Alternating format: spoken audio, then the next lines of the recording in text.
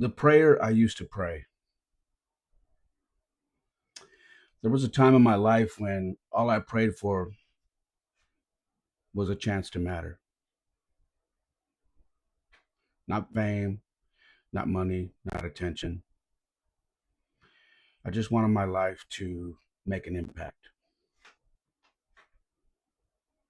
I wanted to be the kind of man that could help people breathe again when life was crushing them.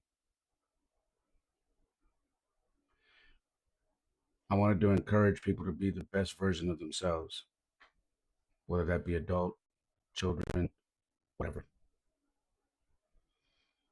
And now I'm living inside prayers that I once cried over in silence. If you got a minute, I'd like to talk to you about this. Welcome to the Perfect Mess.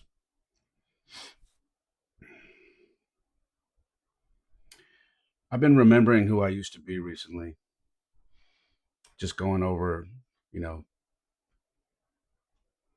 last 5, maybe 6 years of, maybe even 7 years of who I was. And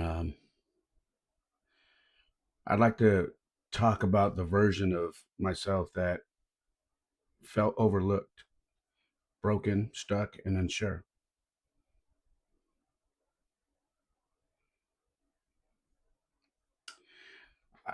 If you've been around here long enough, you know I've been through a whole lot of things in my life. If you go back far enough on this podcast, you will hear me talk about being broken, being stuck, being hurt. You will hear me talk about feeling like I had no direction. You will also hear me talk about when I used to pray quietly and when nobody knew what I was carrying.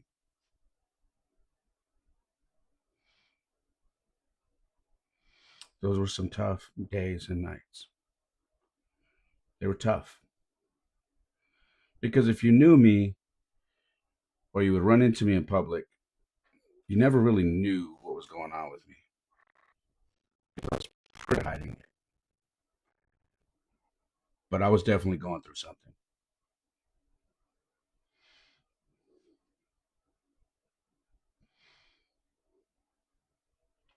I used to wonder if my pain had purpose.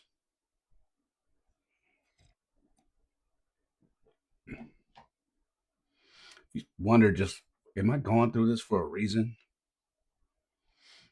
And I used to wonder if my voice mattered, not just to my immediate family or my kids, but to people around me, people that I was put in front of to lead, coach, mentor,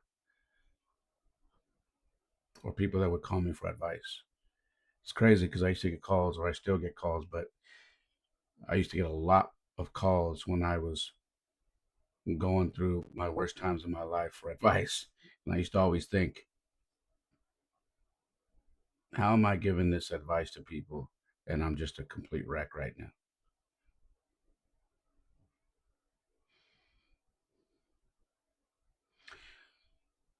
I used to wonder if what I said or did would ever truly help people.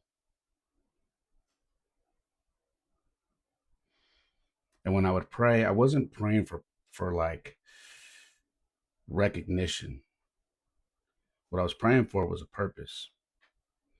I was praying for opportunities to make a difference. And more importantly, I was praying for God to use my story. Back then, I wasn't asking God to make me popular. I was asking Him to make me useful.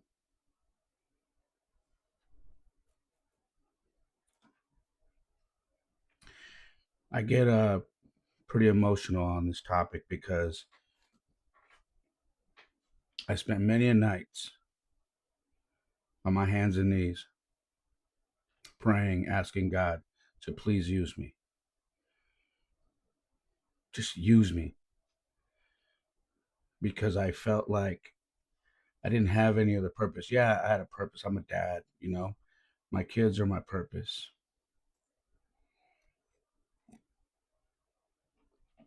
But outside of that, I felt like I didn't have a purpose. And I felt like I was so broken and destroyed from what I had gone through, um, that I used to beg him, like, if you would fix me, if you can fix me and take this anger, this pain away, I'll do anything you ask. Just use me. So again, I never prayed for popularity or for anything like that. What I prayed for was God to use me. I wanted to be a blessing. I spent a lot of time, and when I was going through my hurt period and when I was struggling with things that were going on in my life, I seen a lot of hurt people around me because my radar was on, because I was going through it. And so I was able to identify people that were going through stuff. Maybe not exactly the things that I was going through, but I could tell when someone was going through stuff. And when I actually cleared my path and I got through my stuff, it helped me to connect with people that I had this sixth sense. I could tell, and it was a gift. I believe it. I started to recognize kids who had no guidance, because I'll raise my hand. I was one of them. I started to recognize fathers who were struggling, because I was one of them. I started noticing people who silently battled depression. I was one of those too. And I also started noticing athletes who needed belief, because I was one of those. I used to be at my games, and the majority of the time, my mom was there. And trust me, when she was there, she was the loudest. But when she wasn't, there wasn't a whole lot of support there for me. And it was tough.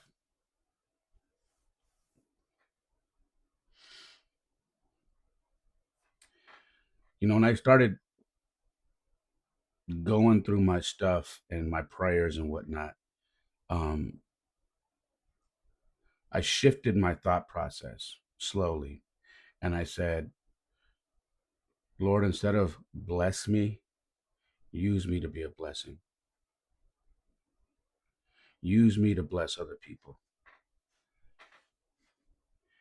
because I wanted to become the person that I needed when I was going through my stuff as a kid, as a teenager, as an adolescent, all of that. I wanted to become that person that needed someone. And the only way I knew how to do that was to ask God.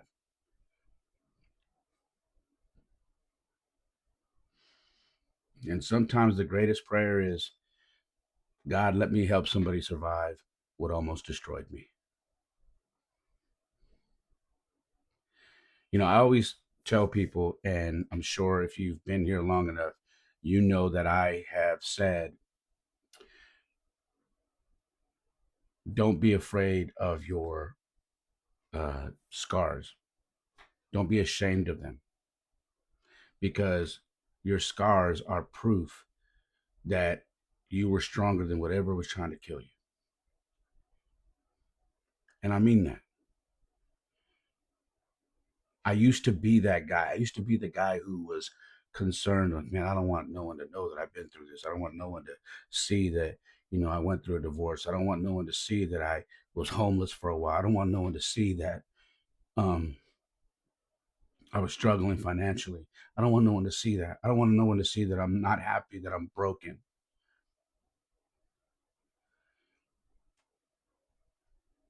But I started realizing all of these things, these trials, tribulations that I was going through, they were all making me who I was and who I am today.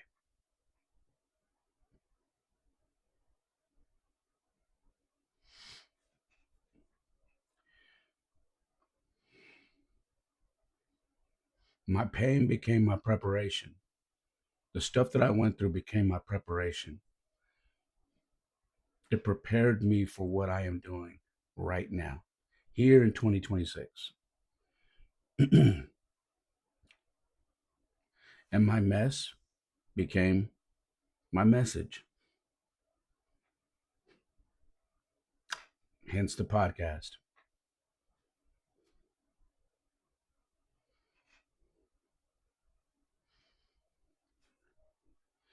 I prayed for impact before I ever had any influence.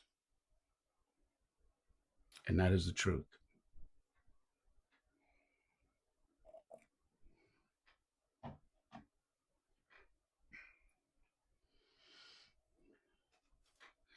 The biggest thing that I can tell you I struggled with was the waiting season.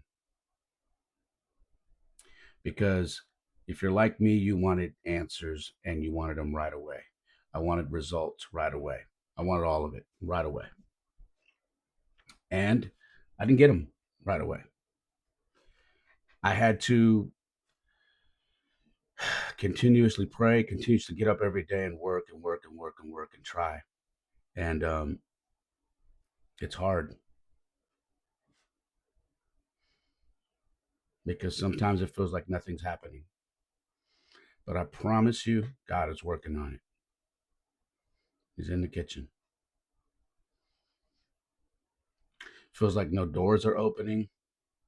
It feels like you're getting no recognition. And there's no visible progress. If you're there, you know what I'm talking about.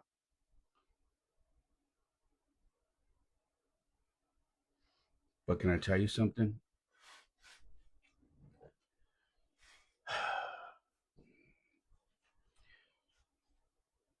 God was building character before the platform.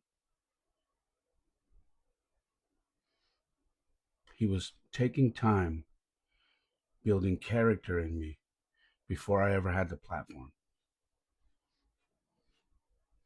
I needed to go through these things and I needed to wait because there were lessons that needed to be taught that I needed to learn that were going to prepare me to be able to handle the situations I was going to be put in. Because when you pray to have impact, to be a blessing, you are asking to take on a lot of responsibility. You are asking to be a leader. You are asking to be a shoulder that people try to lean on. You are asking to be that phone call at 1, 2 o'clock in the morning. You are asking for a lot of pressure. So waiting can be tough. You have to learn patience. I'm not good with patience, but I had to learn to be patient.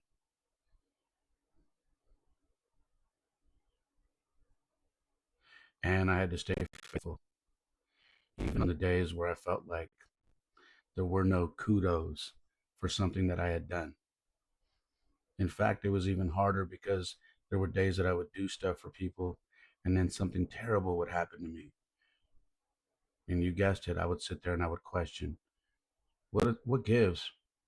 I do this, this, and this, and then you hit me with this. I had to stay faithful, and you have to as well.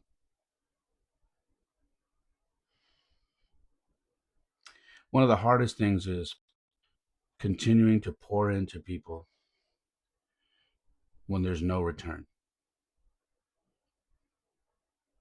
Sometimes it can be a very thankless job,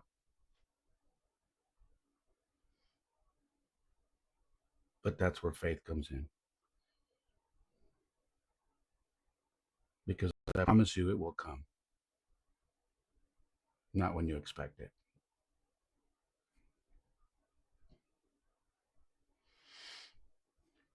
Some of the most important work that God does happens in hidden seasons.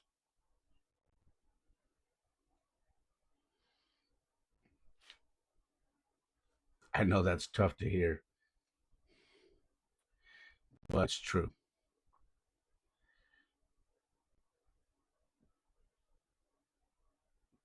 It's so hard to do the work and just not reap the benefits right away. I get it. We are in a time right now where things are fast paced. Like I can finish this podcast right here, edit it on my phone, uploaded onto the internet and it'll be released to the rest of the world within 10 minutes. How come when I help somebody or help multiple people this weekend, nothing comes in my way in return?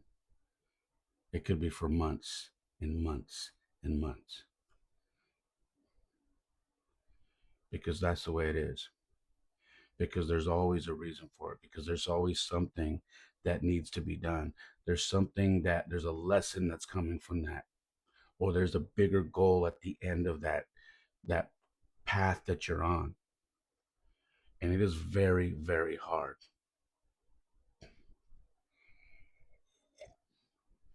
You say, what's hard? Well, waiting for that, waiting for the results.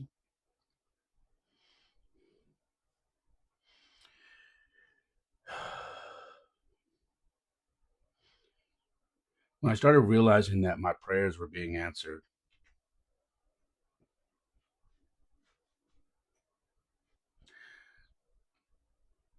I got emotional. I When I started to catch on that I was having the impact that I had always wanted to have, when people started to listen, when kids started to listen when I speak. You know, I've had people tell me, you have a way of when you go into a room or you step in front of people and you speak, they listen. When parents trust you with their kids, with their sons, when I started to realize that,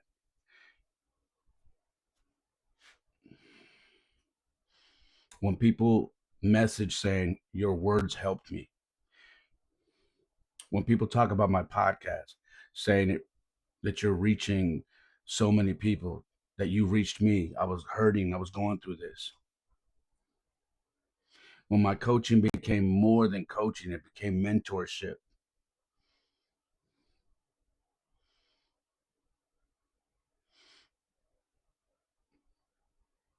I realized that this is what I prayed for.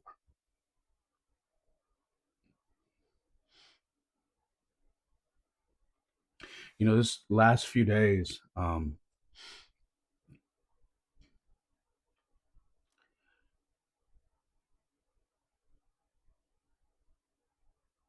has been an eye opener for me, because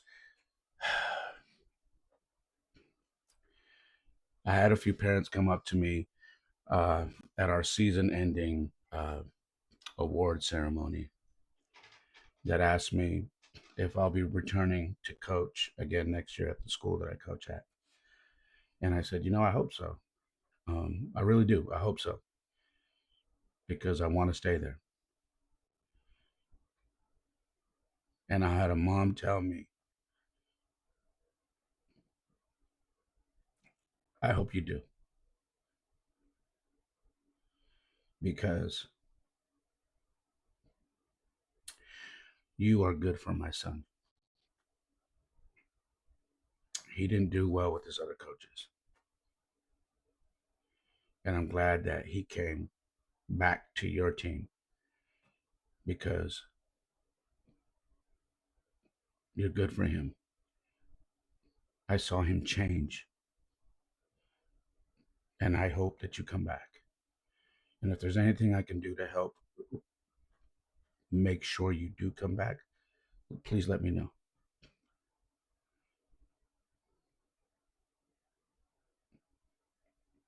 Man, that hit home for me. Um, I had another, uh,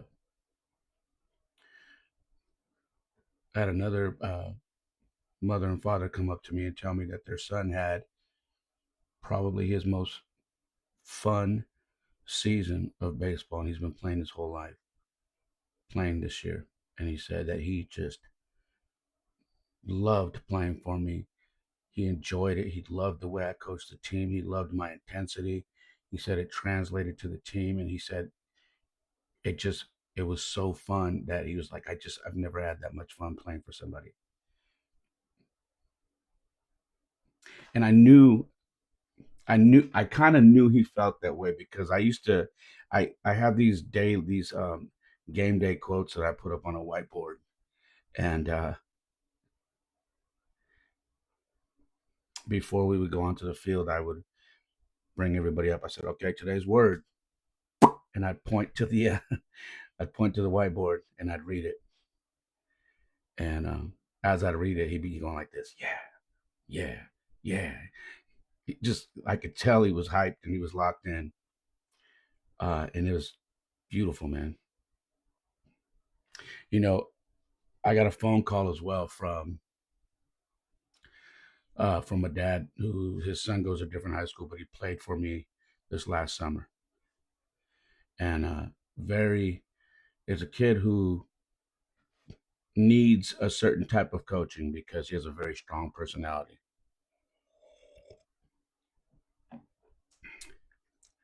And his dad called me and he said, "Hey, well," he said, "Coach Ray, you got a minute?" And I said, "Yeah." I said, "Go ahead and call me." He said, because he asked if I was free, and I said, "Yeah, go ahead and call me now." And he called me.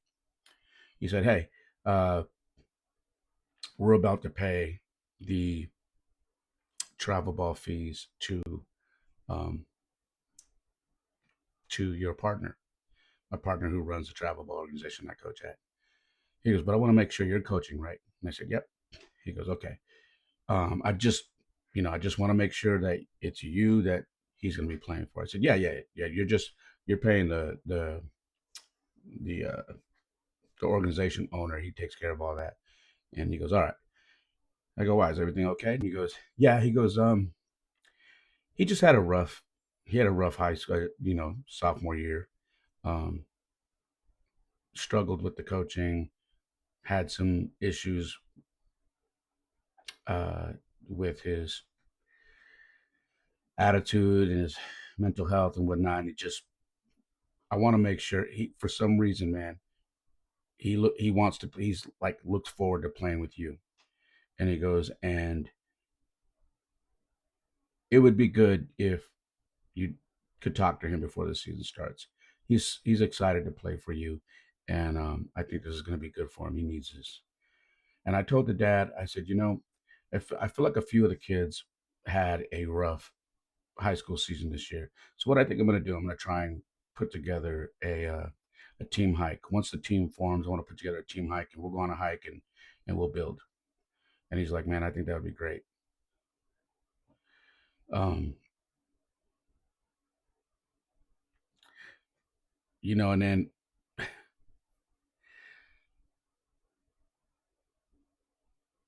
this weekend, I went and caught a bunch of baseball playoff games here, high school playoff games here, because I knew I got players and people that I know everywhere, and I'm trying to make sure I go and support, right?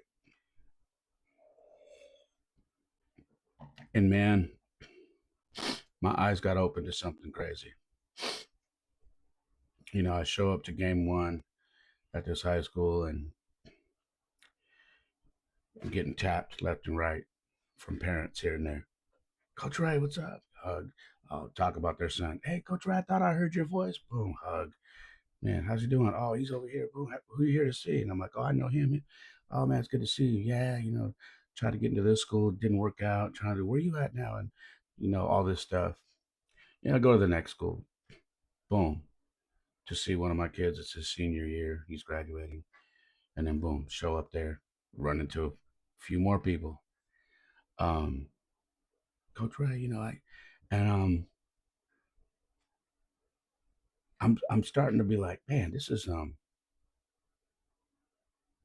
getting this is starting to become like a regular thing." Go to the third game, and the third game was the clincher for me because I show up at this game. I know a ton of kids who are playing on this one team, and I know about three or four on the other team.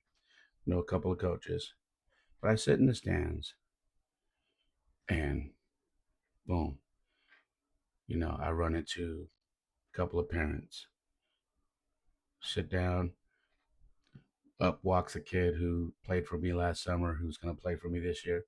"Coach Ray, what's up?" Gives me a hug. "What's up, kid?" It's like, "Hold on." Brings over another kid. He goes, "This is the other kid that called. He's going to play too. He signed up. He's So this, I just wanted to meet you to meet your new player. I brought him from my high school. He's like, hey, what's up, Coach Ray? And I was like, hey, nice to meet you. So man, it'd be good to see, good to have you over there, man. I heard a lot of things about you. He goes, thanks, man. I'm looking forward to playing for you. Shook hands. The kid sits down. We're talking, and boom, here comes another. Here comes a dad. Walks up. What's up? I go, hey, what's up? He's like, I thought I saw you. He goes, we're on the other side. He goes, and my son's going, I see Coach over there. So where? It's like right there in the front. He goes, like, figure I'd run over and come say, what's up, man? And he's like, are we still training on tomorrow? I'm like, yeah, we're training tomorrow. He goes, man. He goes, what are you doing here? I go, I know a bunch of players here, and he's like, man, it's good to see you. And we chopped it up a little bit. Um, it's it's just wild. It's wild. This ride has been crazy, man. Um,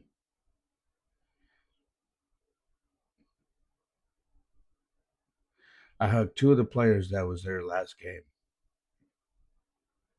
and these guys don't cry. And boy, did they cry today. The second game that I went to, I have known and coached the kid since t-ball, and I walked up, and his mom was walking, and he came out, and he would look like he wanted to hug me, and I was like, "Do you mind?" Because I didn't want to hug him before his mom, you know. And she goes, "No, coach, go, coach."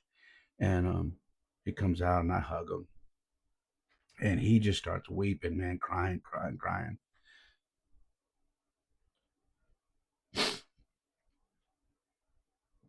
And I told him how proud I was of him.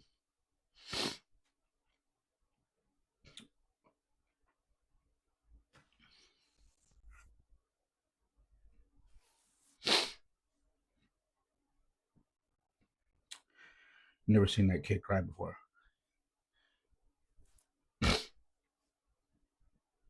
Um,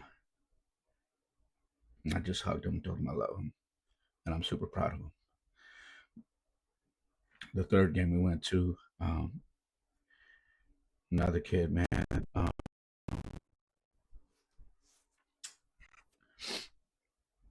he's only played for me for a couple of years, but he's one of my son's good friends, and me and him just hit it off. He's a great kid, and same thing, man. I hug him. He's crying. I said, man, I'm proud of you. I know it's tough, man. It's over, but a lot of life left. You know what I mean? And this episode here is inspired by all of this because I have so much gratitude for for the the stuff that is going on in my life right now. I'm so grateful. Not ego shit, man. I'm grateful. You know, it's like one day I looked around and realized, man,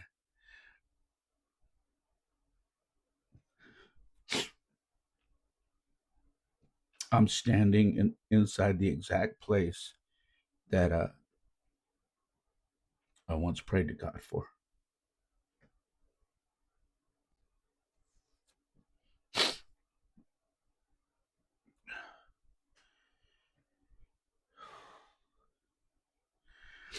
You know, and gratitude changes everything. Okay, um, gratitude humbles you, man. Ah, never want to take people for granted. You know, I never want to forget where I came from, and understanding that the impact I'm having is a responsibility. I talked about that a little while ago. It's a big responsibility. So I'm very conscious of staying grounded, serving people, loving people, being available, and leading with authenticity. Um, One of the biggest things you can do is be available, and because that has to do with time, right? And time is the one thing that nobody can give you back. So when you make yourself available to people, that is one of the most precious things you can do and most valuable, because you are sharing your time, especially if you are married or you have kids and you're taking away from all of that when you give people your time and you're available to them.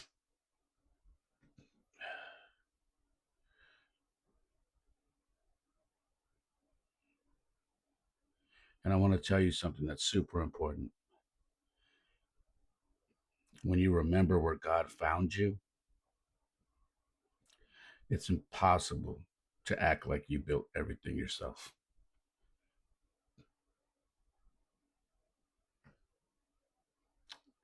And that's real.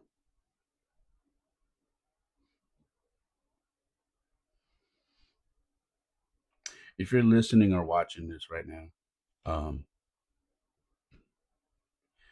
and this story somehow connects with you, I want you to understand something, that your season right now is not being wasted. Your prayers are not going ignored. Your growth is probably happening quietly, real quietly. Don't give up. Don't stop planting seeds just because you don't see the fruit yet. I promise you it's in the works. Got to keep your faith. And the life you're praying for is probably slowly forming around you, one quiet step at a time.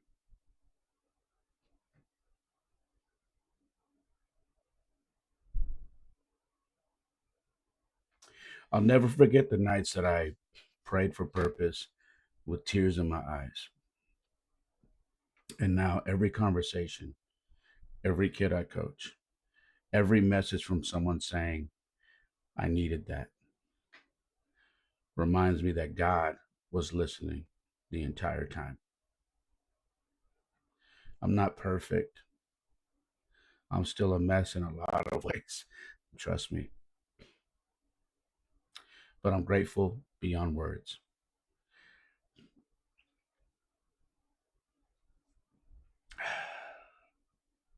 that my mess became something that could help somebody else heal. And if you're still waiting for your moment, don't quit. One day you may wake up and realize you're living inside the prayer you almost gave up on. I hope this hits home for you. And if it does, please do me a favor. If you're watching on YouTube, please hit that subscribe button. If you're listening on Apple, Amazon, or Spotify, please hit subscribe and follow. You can follow me on TikTok at It's Ray Molina, where I do my live broadcast there. You can follow me on Instagram at It's Ray Molina. I'm also on the Cameo app, where I can do short form videos for you, prayers, mentorship, coaching, you name it. I can do any kind of video. Just go to download the Cameo app and search for Ray Molina of the Perfect Mess Podcast, and you'll find me. My website is raymolina.com, and I appreciate you guys so much. Thank you for tuning in again to the Perfect Mess Podcast. And like I always say, my life isn't perfect. Oftentimes it is a mess, but for me, it is the perfect mess. I love you. God bless you. Please have a wonderful day or night wherever you're at. Peace.